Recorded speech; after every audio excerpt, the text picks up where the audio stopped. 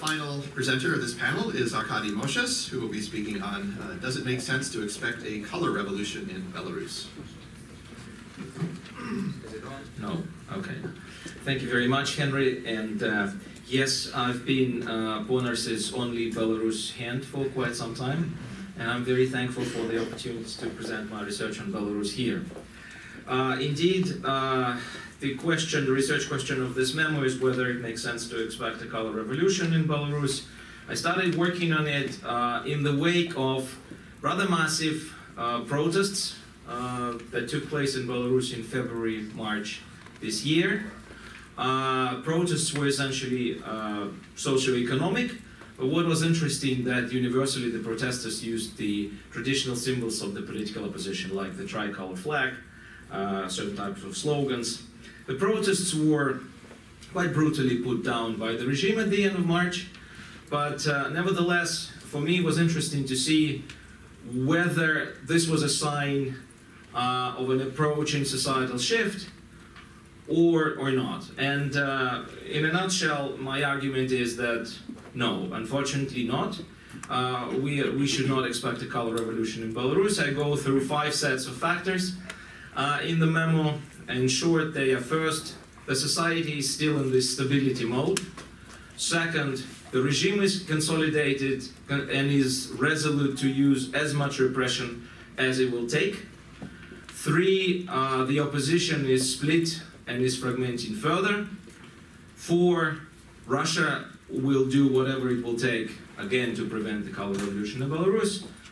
And 5th, and most importantly, the West is not interested in a color revolution in Belarus. Instead, it is engaging with the Lukashenko's regime at the moment, basically on the conditions set forward by the Lukashenko regime. Now, in the remaining 6.5 minutes, I will try to elaborate on these points. The society is in the stability mood. I mean, we basically know, for as long as sociological research, serious sociological research was possible in Belarus until mid of last year, we have a pretty good database which shows that throughout more than a decade, you would get 15 to 20% of respondents who would say they are in the opposition to the government, and the rest who would say they're not. And the fluctuations were very small here, so we can argue that these moods are basically a constant. At the moment, we're dealing with 3 additional factors which only strengthen this conclusion, and which is something which is most interesting. One is that Belarus has a very, very painful experience of street political protest. The carpet repressions against dissent are used every time, and it's simply very risky. And the regime behaves in a very sophisticated manner. It gives the time for the opposition energy to gather, and then it kind of prematurely provokes the protest and then puts it down, and then it takes another several years before something becomes possible. Second, Ukraine's Maidan served as a warning against involving in protest activity. The message was amplified, obviously, by both the state Belarusian and the Russian media, which dominate the Belarusian media agenda. But even before that, there was a tendency to make a link between a political protest on the one hand and destabilization, violence, bloodshed on the other. I'm citing sociology in the memo, which the polls which were conducted in March 2014, i.e. before the events in Donbass, and already at that point, a little bit more than 3% of Belarusians were ready to welcome the repetition, unconditionally welcome the repetition of Maidan's events in Belarus. 70% said they would not like similar events to take place in Belarus, and another 23% would welcome them conditionally, provided there would be no violence. So basically, and what happened later in Ukraine only strengthened the fears of the Belarusian population. 3, a color revolution implies allegiance to European values.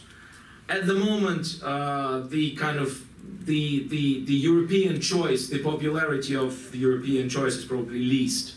It's at the lowest level from the very beginning, several years ago, basically pro-Russian and pro-European supporters were equally divided, 40% each. According to the polls which we had in April this year, only 13% would prefer membership in the European Union to a union with Russia. And 65% would choose the union with Russia to the membership in the European Union. And this is very interesting because it shows how frustrated the Belarusians are. Some of them are frustrated because they believe it is the European Union which provoked violence in Ukraine. Some of them are frustrated with the inability of the Europeans to protect Ukraine, being their partner. And the third category now is deeply frustrated with exactly the process of normalization of relations between the West and the regime, because they just basically feel betrayed by the European Union. And this is serious, because for as long as there's no interest in the Europe of today, this will continue affecting the moods in the society. As I said, regime is very consolidated. It's a personalistic regime. The status, well-being, freedom, and even life of every individual representative of the elite depends on the benevolence of the leader, of the KGB. But what's important here is that people sometimes talk about the discussions within the elites. This is true. The discussions take place, but we need to understand that these representatives of the elite, they're all beneficiaries of the system, and they all want to perpetuate it.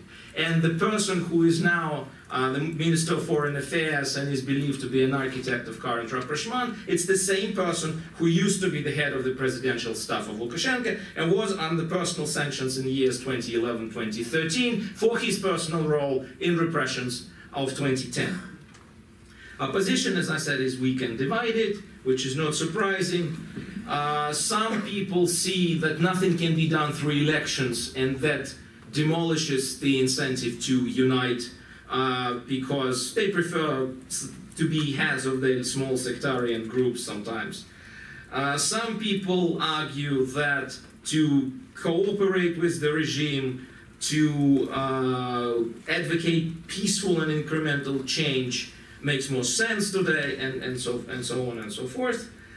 And also something which is new now, because in the situation when Russia is believed to be a challenger, even a threat to Belarusian sovereignty and independence, some people, representatives of the opposition, they also think they need to constructively engage with the government, because after all, it is the president who is the guarantor of country's sovereignty and independence.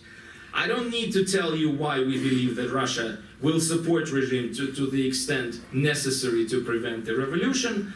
But what is important also to remember, referring to what I said before, when the perception is that if something starts, Russia will bring tanks, or as the Belarusians say, the brother will come from the east to teach us the right geopolitical choice, it works, again, as a factor which makes protests less possible. And I've already said about the West did not react to the repressions of this March and April at all. EU did its usual thing, it expressed concerns, and I guess there was no practice. Even countries which were named, like Poland and Lithuania, and directly accused by Mr. Lukashenko for inciting some kind of violence and planning a conspiracy against Belarus. Even these countries did not. Well, Lithuanians, they do, but they have their local things. The Poles, until recently a country which was most demanding towards Belarus, is now most forthcoming in relations with Mr. Lukashenko. So I think we should not expect a color revolution, but what we should bear in mind that the social situation and economic situation in the country is getting worse. So some kind of social protests will be taking place, and the best that the West could do is to return to the principles of conditional engagement with the regime, such engagement that will promote change, even if slow, incremental, economic maybe at the moment. Otherwise, the price that we will all have to pay in Belarus, first of all, later on, will be much higher. Thank you.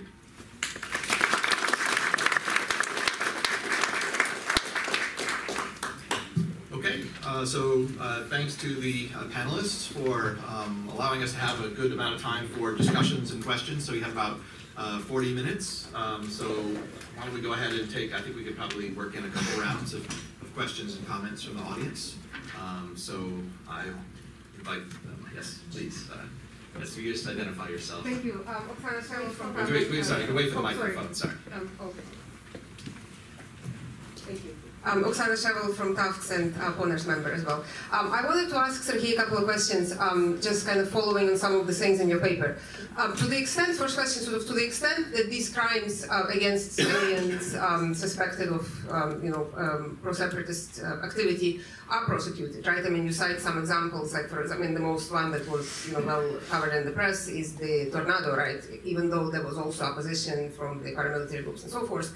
So I wonder from your research, can you say, like, when persecution does take place, sort of, is there some rhyme or reason, right? In other words, kind of, there is this general pattern that these crimes are committed, there is some support for the, from the paramilitaries and activists, and yet sometimes it seems to kind of, justice seems to be getting through. So first question. Secondly, in the, this SBU, I think it's really interesting, and I agree with most of the points you made, kind of the danger that this institutional autonomy might possess for kind of broader democratic processes. But what is curious to me is that, and this is also comes up if you read, say, the way activists justify, say, protecting or trying to protect the alleged perpetrators from the paramilitary side, that there has been very little, it seems, prosecution of political actors who were suspected and sometimes, with the evidence of supporting this separatist activity, like organizing referendum and so forth, right? So if there is this institutional capacity on the one hand to go after and, then cover up actions against individuals, right? Like why, I mean, it's sort of just thinking rational from the perspective of, say, Poroshenko regime, right? If there are still all of these old networks in the Donbass and the people who were there under Yanukovych, who in some cases organized, referendum and so forth, it seems there is not much either desire or ability or both to go after, in a court of law, for example, right? Against these types of people, right? But they do go after individuals in the way that you describe. So is it because, say, the judiciary system is unreliable, unlike SBU? Is it, that there is some sort of more cross-pollination now between the old networks and the current regime, that in a way that they don't possess, they don't pose a threat to Poroshenko, maybe, in a way that paramilitary groups and SBU sees, whatever random people that they arrest there. So I was wondering if you can reflect on this as well. Thank you. Great, thanks. Yes, please. Do you want the microphone? I would have taken yours very gladly. Excellent. Fast one. Mikhail Alexeyev, San Diego State University, and PONARS. Koda, we should talk for 20 minutes. But we have this long argument, and I want to kind of probe you a little bit more on the third point that you made, that these things actually mean that the regime is more at risk and more unstable, because I think one of the reasons I've been betting all the time that nothing will happen to Putin, that he's I would have to work for another 15 years at least to outlast him in my job, So, and the reason why he can do it is because if all other things, autocrats after about 5 years in power gain, typically, that comparative research shows, tremendous informational advantage. So, as you say, they can tweak things. You can, even the things that you mentioned, you can time the election to the Crimea annexation. You can do something else, you can have a little victorious war somewhere. You can have Syria, you can have, you can cleanse the political arena, you can do housing projects or something like that. So, in other words, I want you to challenge you a little bit to think. I don't think that the regime is unstable as you say. For Sergei, do you have a bit more data on this? The VDEM index that you showed, and actually, as it happens, I just looked at exactly the same indicator, not for Ukraine though, in my comparative politics class. And the description of the methodology there is pretty vague. I don't know how they collect the data on that violence, physical violence index. And then the 3 lines that you had were, where do they actually point? Because two were freedom from torture and freedom from something, but the third one was just total physical violence. So what is the minimum, what is maximum, and what's the extent of the minimum and the maximum? Is it 3 cases and 0 cases, or is it 300 cases and 1 case? Of course, I also share Oksana's concerns about these developments when you have extrajudicial violence in the FSBU basements, but one variable, of course, is the war. And it would be surprising not to see such cases, particularly after, the devastating events like Ilovaisk and Zelenopilia and the massive violence against Ukrainian citizens and soldiers in Donbass, the torture of people, and humiliation of Ukrainian servicemen by Givi and other warlords, with support from Russia, and the steel rain weaponry at Zelenopilia was the Russian system that wiped out several battalions in a matter of minutes. So when you go through something like this, it's hard not to expect cases that you record, and it's hard not to expect some hardening. It's certainly good to warn of these things, but I was just wondering if that could be a variable too. Okay, great. Yes, Wayne Mary, the American Foreign Policy Council. Nikolai, I'd like to give you as much opportunity to expand as we can, since you had to be cut up. But I'd particularly like you to address economics, which is what matters for most people, not Crimea or other issues. Russia actually came out of the economic crisis not badly. They did that, and including the sharp decline in international petroleum prices, partly because of the well-timed ruble devaluation. But inflation is very low. Unemployment is very low. There are obviously lots of problems in monotowns and this, that, and the other, but pensioners do get paid. Institutions are mediocre in terms of healthcare, in terms of public responsiveness, in terms of education. But pervasive mediocrity has kind of a normative quality in much of Russia, particularly outside of Moscow and Petersburg. And most of what I see on a week-to-week, month-to-month basis about the coming crisis in Russia is frankly from the intelligentsia. I see very little indication that beyond what we would call the chattering classes, who play, of course, an important role in Russia, that there's very much in the economy that is pushing large masses of the Russian people towards any kind of tipping point. And I'd like your thoughts on that. Okay, so let's take one more question in the back, and then let's just go down the Thanks. Vladimir Gelman, European University at St. Petersburg, at the University of Helsinki, and also a PONARS member. Thanks to all panelists, but my question addressed to Regina. In your very informative and interesting presentation, you portray this housing renovation program as a sort of responsiveness. And I just wondered to what extent it is a response to some sort of explicit popular demands.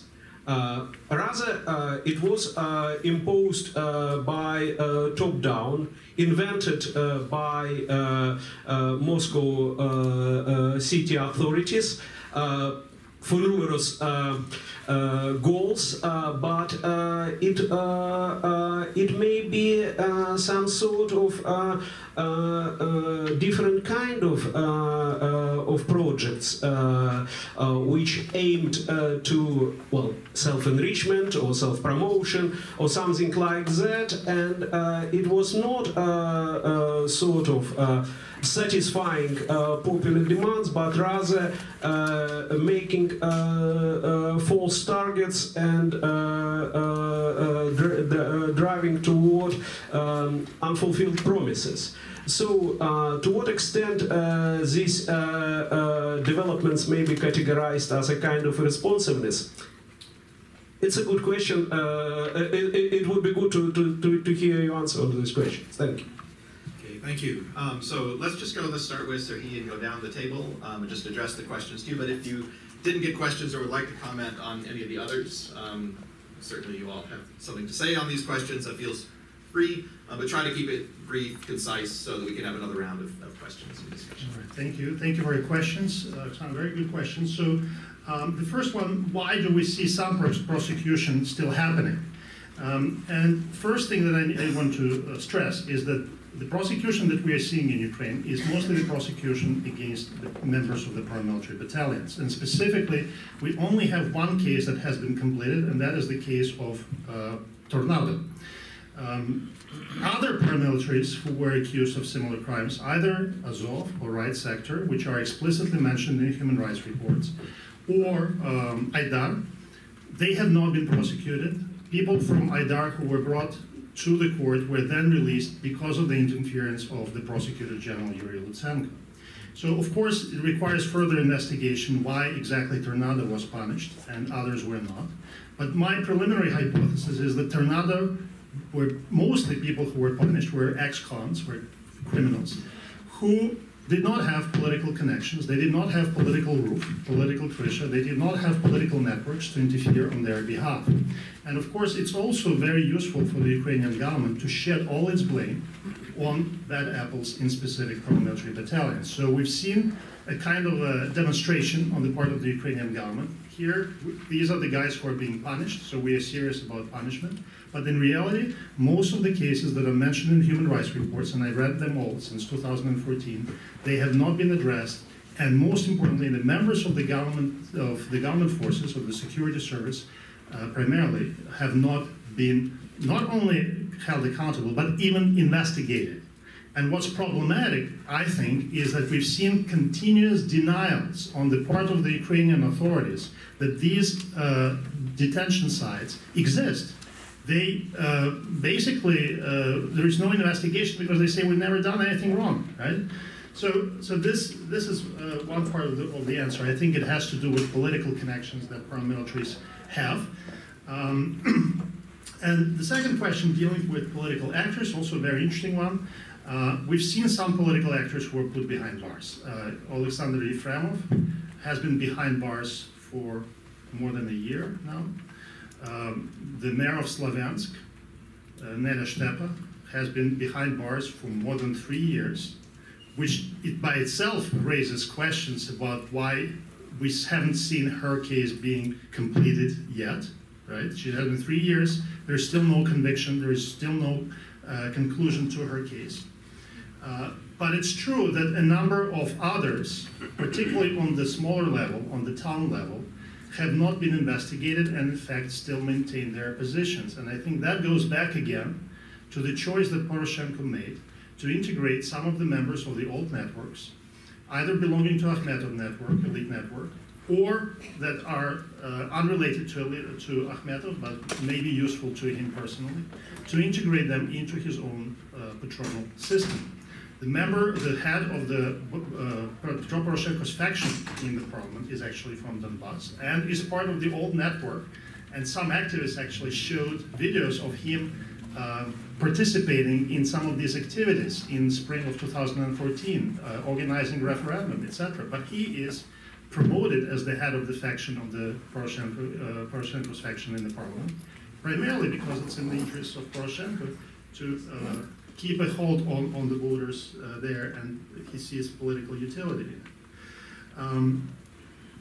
It's an interesting argument about the reliability of judiciary, and I actually have thought about it, and there is a study of Argentina, and I'm reading now a lot about the Latin American cases of the 70s, which I think there is some parallels that we're seeing in Ukraine, unfortunately, to what has been happening in Latin America in the 1970s. And specifically in Argentina, there has been an argument that the dirty war that has been conducted by the Argentinian military against the leftist opposition was done primarily because the military viewed the courts as being unreliable. They considered that the courts would, even if they're going to capture and put these guys into the justice process, into the judiciary, they would be released by the judges because they had some kind of sympathies to the leftists. The same probably may be said about the judiciary in Donbass, because from my own examination of the court verdicts, I've seen that about 80%, in 80% of the cases, people who were captured and accused of either terrorism, participating in illegal armed groups, they have been released on conditional sentences. They have not been put behind bars. And I examined about 1,000 of those cases over the last 3 years.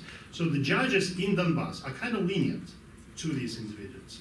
And if SBU realizes that this is what happens, they would probably think that we would be better off just putting them outside of the legal framework into these illegal detention centers. Finally, to Mikhail's question, I remember your last point.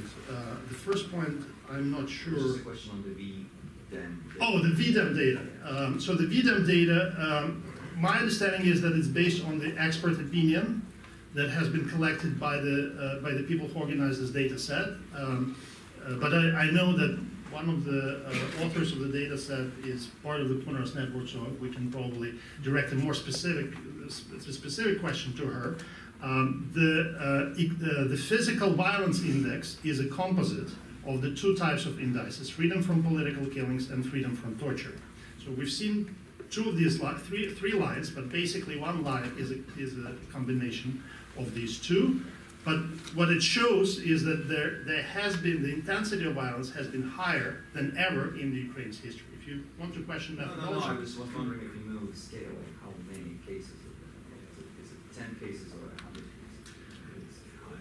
What makes it higher? Well, as far as I understand, they have a score rather than the number of cases that they look at. And then they evaluate their sources on the score.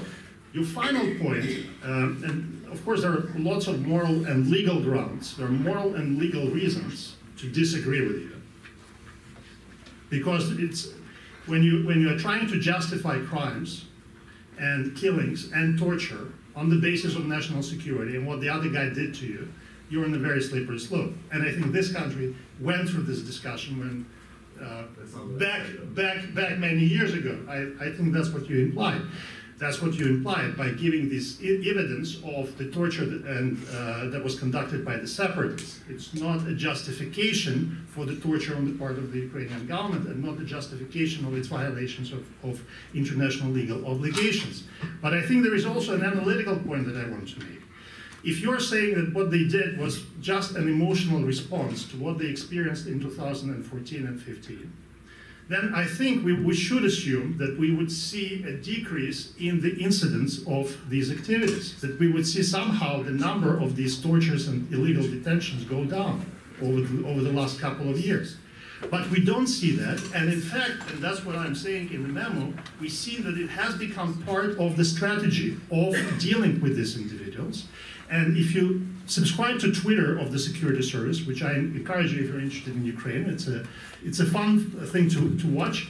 They are promoting their detentions and capture of the separatists.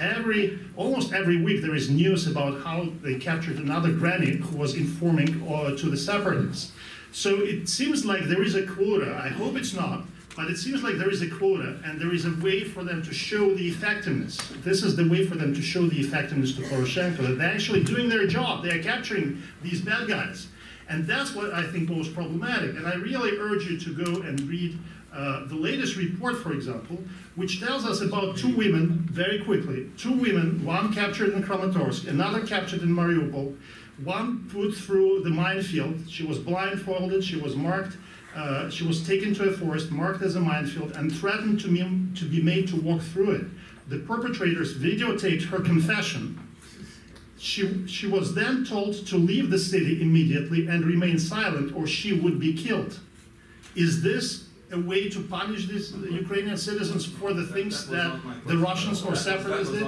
Okay, let's kind of leave this maybe for the coffee break.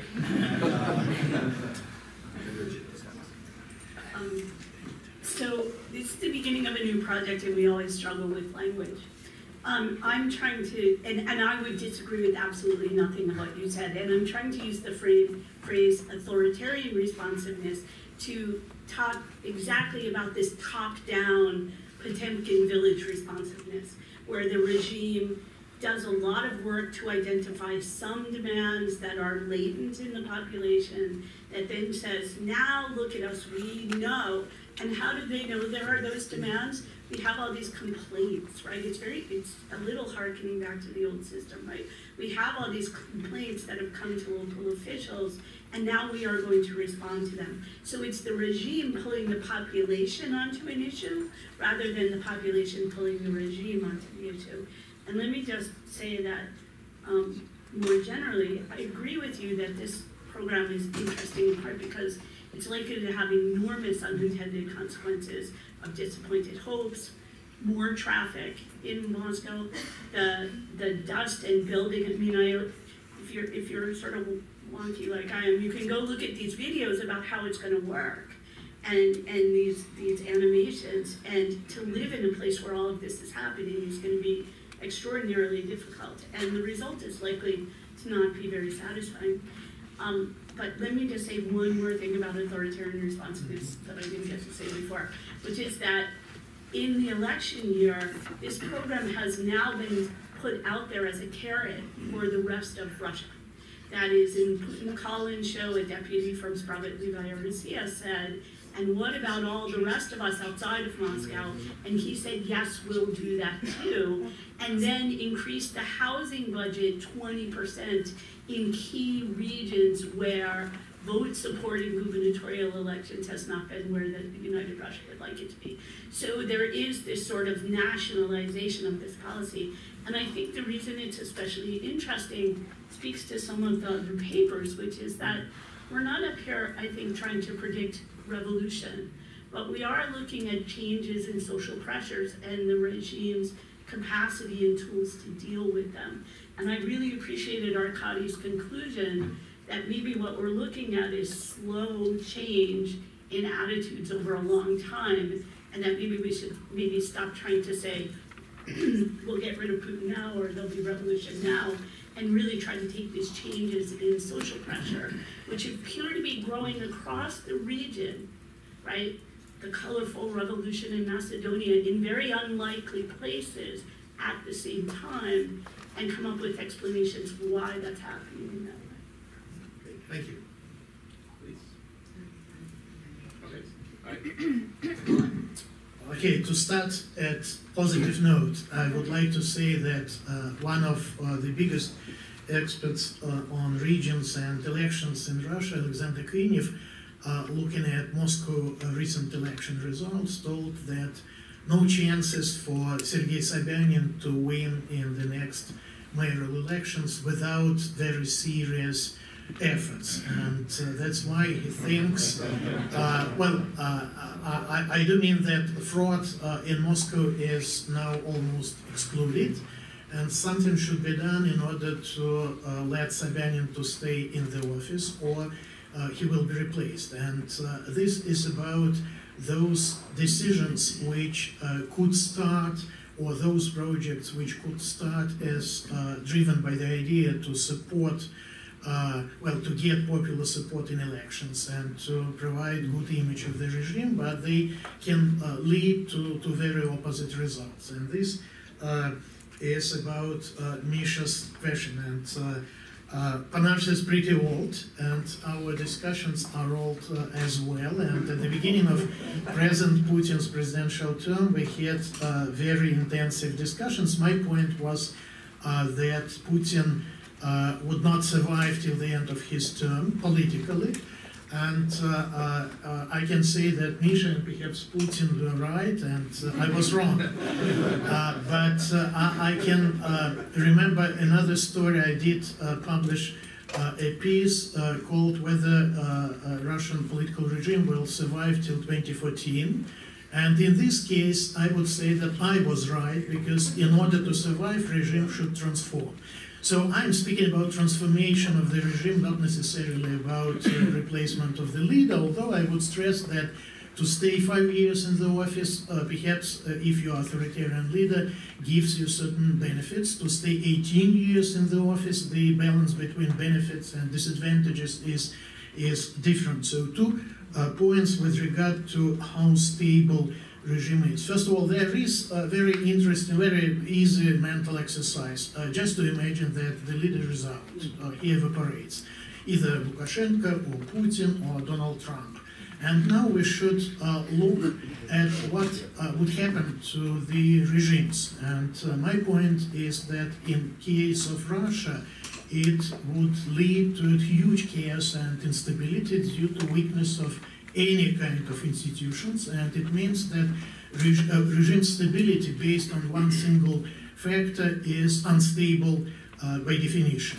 The other point is connected with the economy and all other things. Well, generally speaking, extrapolation is the easiest way to make a forecast, but there are some restrictions, and you should understand that these restrictions in Russian case now are more influential than they used to be. Perhaps it's possible to keep status quo if only it can be kept without having in mind political, economic, financial, and other restrictions. My point is that politically regime is coming to the end of this resource of military chieftains' legitimacy, and it should be the regime itself, not any actor from outside, which would change its behavior and which would transform. So I'm not speaking about any option of the color revolution. I'm saying about the fact that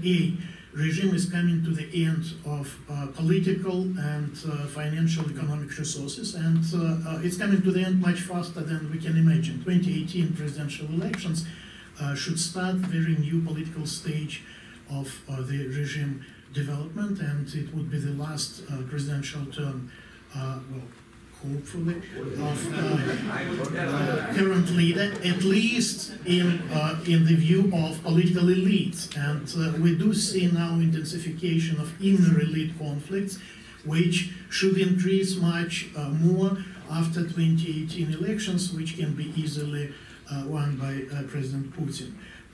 Economy is doing more or less well, but two interesting points. One, it's the fact that Russian Statistics Office is now directly subordinated to the Ministry of Economic Development, which is a little bit tricky. You're making forecasts, and your subordinates should either support your ideas or they should not support your ideas, and it hardly can be imagined that they will somehow come to say that you were wrong.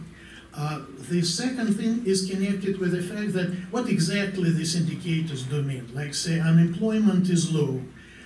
It's like Putin's popularity. Unemployment in Russia can be hardly compared to the unemployment in the United States, because in Russian case, the government is doing its best in order to keep the vision of everybody being employed, at least getting half of salary and so on. Life level is decreasing for third year in a row, and that's puts the question when exactly this decrease of life level should not be compensated by the feeling that you belong to the great nation and you do teach everybody else how to act at the international stage. So the point is that to keep status quo option is becoming more and more tricky as regime is coming to political and economic financial restrictions. And the biggest problem I see is connected with the fact that for more than a decade, starting from 2005,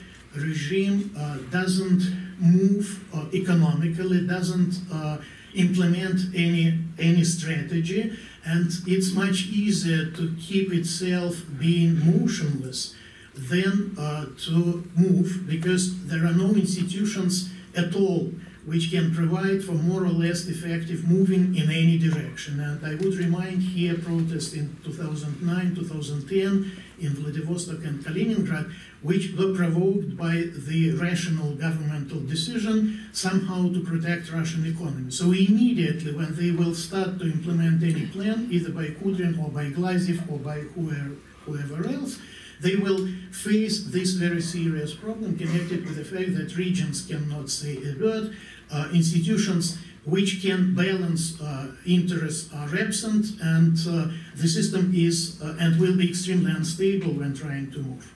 Thank you. Okay, thank you. Do we have in the remaining 8 minutes that we have for the panel any questions on Belarus or kind of identity politics in Ukraine? So, yes. Yes, Steve Hansen from William & Mary and PONARS way back. Yes, I had a question for Elise and for Arkady. I'll be quick. On the paper that Elise presented, I was curious what including Western Ukraine does to the argument. So if you go talk to people in Lviv, you will find some who say there is such a thing as a pure Ukrainian nation, even a pure Ukrainian language. And if you look at places like Mariupol or Odessa, you can think of other kinds of mixes that are different from Kharkiv. So obviously there's a tension between an anthropological approach in Kharkiv, which shows that beautiful mix and kind of stable equilibrium that you describe, where these mixes are hard to undo. But if you bring in other parts of Ukraine, maybe there are different mixes that have some other tendencies. So I'm curious how you would respond to that. And Arkady, I'm curious if you could say a word about where we are with EU soft power in Belarus, and perhaps in Ukraine, if I can sneak that in. You know, on the one hand, we still have Brexit, we still have lots of unresolved problems in the European Union, we now have the Trump factor. But on the other hand, we have Merkel probably sailing to re-election, we have Macron in whatever his problems for quite a long time. And so a new axis, and economic stability perhaps as well, that can make the EU a force that still mobilizes people in those former Soviet republics in ways we saw in the past. So it's not a rhetorical question. I don't know if you think the EU soft power is dead at this point, therefore no color revolutions because no one's really going to sacrifice to join anymore, or whether you think it still has some life. Okay, see in the back, and then, let's see, right, yeah, I think Stas. Raise your hand. Yes. Stas Grelik, GW PG7. So I'm from Belarus, I'm a Belarusian citizen, that's why my questions, comments for Arkady Moshes. Okay, so first of all, I would say that we should be more optimistic about the prospects of potential change in Belarus. So my first comment, what you actually missed in your presentation, maybe you have it in your memo, the protests that happened last year, they were quite spontaneous. And we should keep in mind that, protests started in February, and the opposition forces actually played a really insignificant role in the protests. And nevertheless, so by March, the protests started in February, but by March, so people who were taking part in the protests, they politicized, they became more radical. And they started demanding not only economic things, but also political things. And one more thing about this, so we also saw new faces in the protests, not just typical position figures, but like ordinary people. And so my second comment about the point that you made about the sophistication of the regime. I would disagree. I think so. We tend to confuse sophistication with unpreparedness for new types of protests. And so in this sense, what we saw last year, it seems to me quite similar to what happened in Belarus like 3 years ago.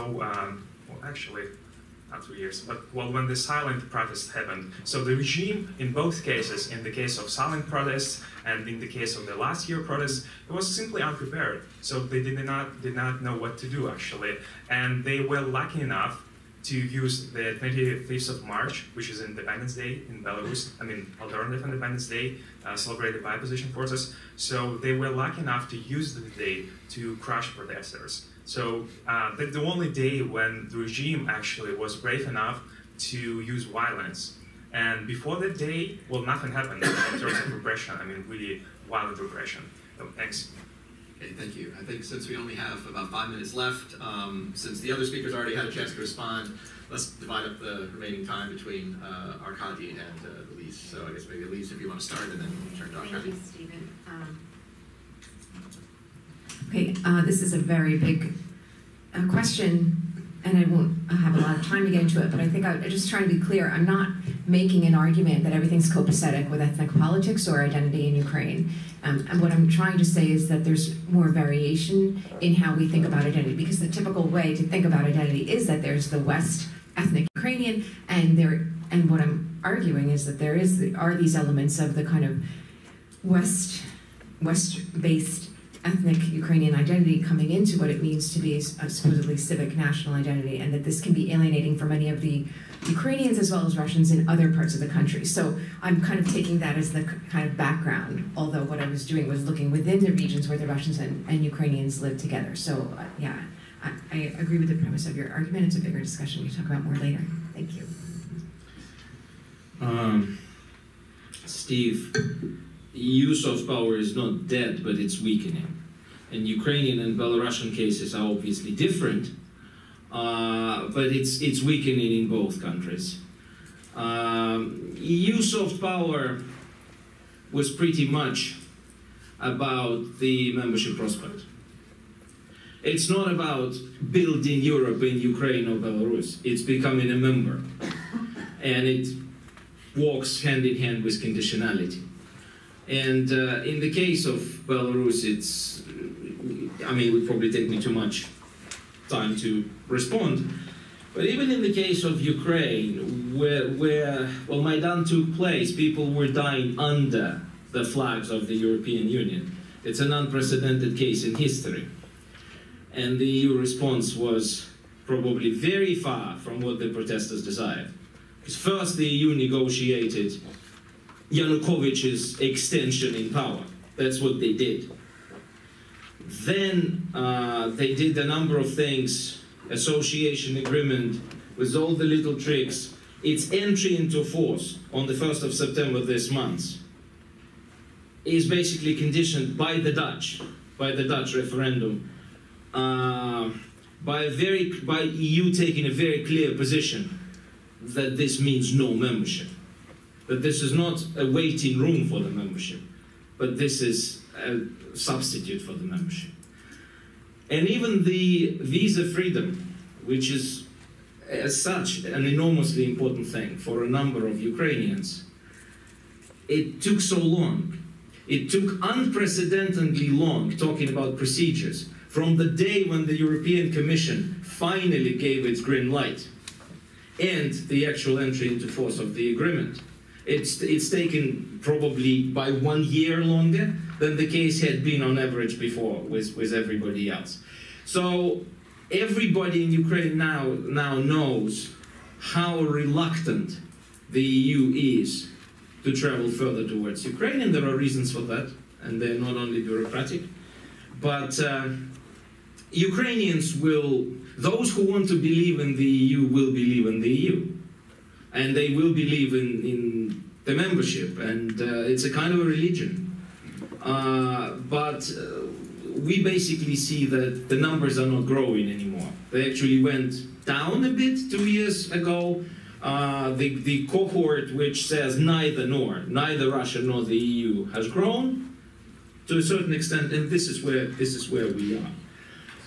On the optimism, we could discuss the protests. I am with you that the regime was taken by surprise in February and March, and it maybe hesitated longer than it would do in a different circumstances, i.e., it needed time to understand what the reaction of Europe and the West would be. Once they found out that there would be no reaction, they turned back to the old, well-tested instrument, repressions. They just didn't want to ruin the process of normalization with the West once they realized it would not be. That's why for 6 weeks, they were basically observing what was going on, and yes, the protest wave was growing up, and the authorities realized that they could not tolerate it for much longer. But I do stick to my guns, saying that there is a certain cycle. And I've been studying Belarus for 24 years. And I've seen a lot of new faces coming and going. And I've seen a lot of this innovativeness and creativity. And in 2006 and 2010, we had a no less creative protests in Belarus. But unfortunately, they did not bring a result. And this is how it happens, unfortunately. When you kind of accumulate this energy, then it gets burned. It doesn't give the boost. to any change. And then people get frustrated, many simply emigrate. The people who until 2010 were in the country, many of them are not anymore, and their abilities to reach out are not growing. So this is how I would probably take it. The government has a lot more experience in dealing with this type of movements, and it has enough resources. And now that it knows that it basically should not expect any negative international implications of its behavior, of the behavior it demonstrates, it basically feels that its hands are free. Which doesn't mean it will not be doing stupid things. Because this legislation on social parasites, which triggered the protests, it's basically the tax which will be imposed on people who have no official employment in Belarus. And it's not that little, because it's a country of 9.5 million people, and about 1 million people are supposed to pay that tax. And they're not happy at all. And the government suspended the entry into force of this legislation by 1 year, but now we hear that it's going to be enforced. So it will provoke people, but it doesn't mean that we are moving towards the type of the societal shift that would qualify to be called a color revolution. Okay, in the time we have before the next panel, which starts at 11, about half an hour from now, we have coffee outside. Encourage you to take advantage of that. And certainly, for those of you who had other questions or would like to follow up, hopefully you'll have time during the breaks, intermissions, or to talk with some of the other experts on the same topic, some of whom you've heard from the audience already today. But for now, please join me in thanking our panelists for this.